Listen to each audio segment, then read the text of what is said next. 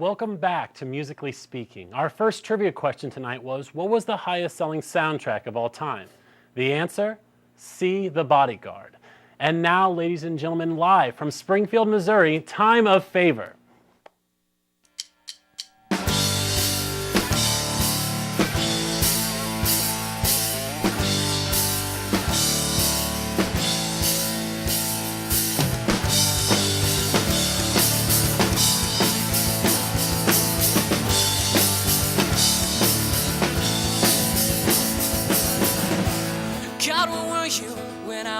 To bed last night, fell in love with my discouragement, and I thought I just might be the one to sink this ship, be the one to burn it down, but here I am.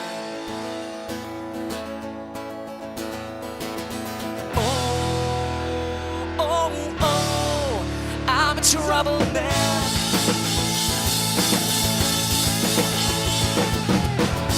God, where was I when you were calling out my name? Broke my heart on this incessant necessary things, slowing me down enough to realize I was walking backwards right into their trap.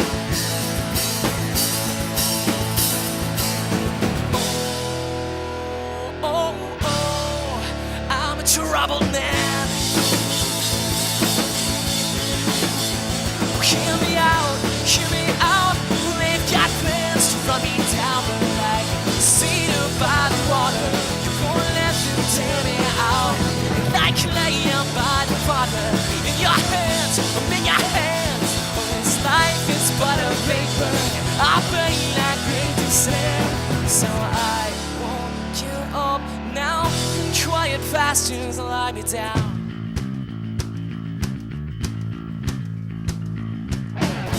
God, where were you when I tripped on my own pride? Broke my heart on all these lofty things I'm storing up inside. If I had $1 for every good thing that I've done, I'd be in debt unto wide. Oh, I am the straw that broke my own back. Hear me out.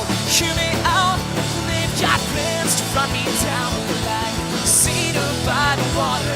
You won't let them tear me out. Like laying by the water. In your hands, in your hands. Oh, this life is but a vapor. I pray like rain to sand. So I won't give up now. Quiet pastures lie me down.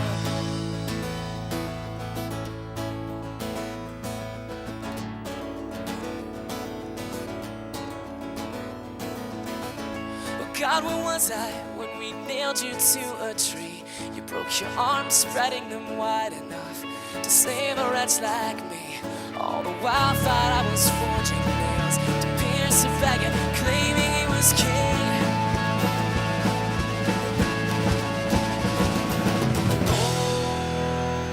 Oh, seems like the joke's always on me.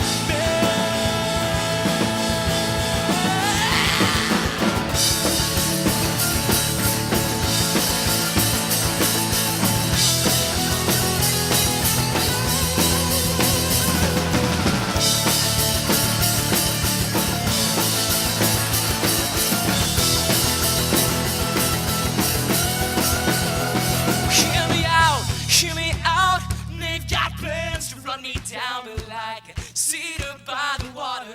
You won't let them tear me out. And like laying by the water. In your hands, oh, this life is but a vapor.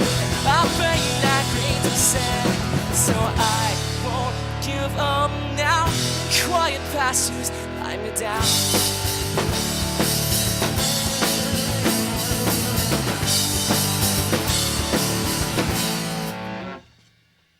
Wonderful. All right, that was Time of Favor, everybody. Great job, Grace. Yeah. Yesterday, our own Ryan Kelly stopped by Missouri State student-run radio station, The Growl, and got a chance to speak with Growl President Tim Regan. This is what he had to say to Ryan. Here we go, everyone. It's time for those crazy news stories. Well, the ones you've come to know and love, everyone. Well, the Growl really brings a kind of student experience to Missouri State. A lot of students won't get this kind of hands-on experience anywhere else. Our student advisor, Derek, basically says that the Growl is kind of like the students' way to fail. Basically, it's just so the students can come in and do all their sloppy work and get it all out on the Growl so that later in life they don't have to be sloppier. They learned what to do in the past. So it's basically like the world's greatest, well, not the world, but the university's greatest radio teaching tool. What kind of music do you play on Hayes College Radio? I play anything and everything. Right now I'm on kind of an oldies kick. Like I'm playing a lot of like Violent Femmes and Talking Heads. I guess those aren't oldies, but to me, they are. But traditionally I'll play a lot of just whatever. Bands in the area, can they put music on your show? Or Yeah. on the ground? We're more than friendly with local bands. So really any local band that wants to come with the Growl and put their music on, they can just mail us their stuff, and we'll probably put it on. Filling the shows, coming up with the different shows, is that your job, or is it? Yeah, it's mostly students doing their own ideas for the show. It's mostly the students. What's probably one of the more interesting shows you have? I would say our Friday night show, Manifest Destiny. It's a pretty interesting show. It's crazier than mine. It's crazier. Yeah, it's crazier. More dead bodies, more everything in my show piled high. The DJ's name is Herr Reagan. All right. Thanks, Tim. Thanks No for problem. joining us here on Musically Speaking. We are out of here from the Growl radio station in Springfield. Now, Musically Speaking, will go live with correspondent Bo Darday, who is always on the move, jumping from concert to concert and town to town. Let's send it over to my favorite Brit, Bo, who's reporting live tonight. Hey, Bo, what are you doing out there? Where are you? Nathan, it's truly unbelievable. The Spice Girls have gotten back together again for a reunion tour, and we are having the time of our lives out here. Whoa. Oh my God, it's Scary Spice. Oh. She gives me the quiver, no pun intended. But anyway, we are placed up here in the balcony all night and have an amazing view of the show. We've got an exclusive opportunity to speak with Posh and Scary beforehand, and they told us they were very, very excited to get back out there in front of the fans. And as you can see, they look great after all these years. Have everything together, and this arena, is absolutely packed to the brim with fans screaming along with every one of their songs. I just can't imagine a better reception after all these years for them. The power actually went out a couple minutes ago, I think, but the fans have been pulling through singing all the songs without any of the power. The lights have gone off. The show has continued. I must admit, this is the time of my life and a show never to be forgotten. Back to you. Wow, that does sound incredible, Bo. I wish I could be out there with you. Stay safe out there and enjoy the show, okay? All right, and now we have our very own musical guest here, who spiced up our studio, if I must say. All right, well, here we are with Andrew, Kyle, Sean, and Dale. Again, thank you guys so much for coming out here. Pleasure, thanks for having us. All right, no problem. How long have you guys been playing together? Well, I started the band when I was a freshman in high school in my friend's basement. So technically, Time of Favors existed for 7 years, but we've been touring for about 3. Cool. How would you describe your musical style? Melodic pop rock and roll. We just like to keep it as unfad as possible, just rock and roll. So.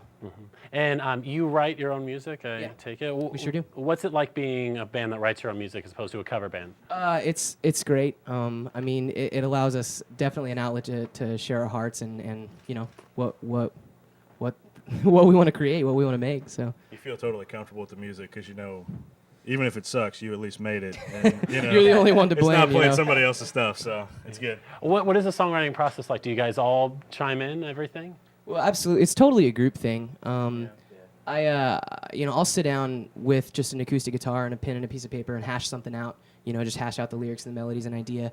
And then I bring it to these guys, and they're really the ones that do most of the creative stuff that make a song what it is. All the lead melodies and the rhythms and that sort of thing. So. What is the feeling like whenever you have a song completely finished and you go out and then you play it and the people go crazy for it? What's that? Can you describe that feeling? It's pretty exciting because there's always that whenever you have a new song, you're always jazzed about it, and there's always that feeling of, oh, what if this sucks? And then you go out, and if people like it, it's a really cool feeling. Yeah, it's really good to see kids and fans out in the audience just jumping around, singing your music. It's a great feeling. Do you guys have a pretty loyal fan base around here? Yeah. Yeah. Maybe not as much around here because we've been on the road quite a bit, but oddly enough, we have a bigger fan base, I think, in Tennessee. But still, like, we have quite a few people that come out to our shows. So You tour nationally, that's correct? yes. Do you have any fun road stories or the craziest thing that we can air on television? About a month ago, we were driving down the road and our transmission blew up. Oh, wow. That was think- kind of fun. I think the van's actually still covered with transmission fluid right now, all down the side. We thought it was okay. We thought it was just a hose. $1,200 later, we found out that it was not just a hose and that it was the whole transmission. So We drove 300 miles in the second gear at about 30 miles an hour. So, Well, yeah. you didn't have to get out and push or anything? No, we thought about scootering though, because that's Yeah. quicker. We have Razor scooters. Okay. What is life like on the road? I mean, is it like in movies or is it? It's not what Hollywood portrays it to be. I mean, it's great. I love it. We were born to do this, but it's exhausting. We eat cheap, junky food and sleep on just any floor that we can, as long as there's climate control. And in some cases, there hasn't always been. So it's kind of, you take what you can get a lot of times. the van has a fold-out bed that has been used. So if that gives you an idea. If you each kind of want to go down and talk about your biggest musical influence, I guess, on the style and how you play. I'd say for me, probably the Edge of U2 is a big influence on me as a guitar player. AC/DC, Jimmy Eat World, I don't know, bands I grew up with. I grew up listening to the Eagles, Switchfoot, Jimmy Eat World, Coldplay. I started on Reliant K, their early punk stuff, Blink 182, a lot of punk music. More recently, Anne Berlin, The Almost, bands like that. Southern gospel and metal. Completely different, but that's what I got. All right. Well, you guys are going to play another song for us after the break, correct? Yes. All right. Perfect. Well, we have to go to a commercial break for a few moments. When we come back, we'll get that performance that they just promised. Today's second trivia question is this. Which of these musical artists has had the most appearances on Saturday Night Live? Is it A, Diana Ross, B, Dan Aykroyd, C, Elvis Costello, or D, Paul Simon? Find out after the break.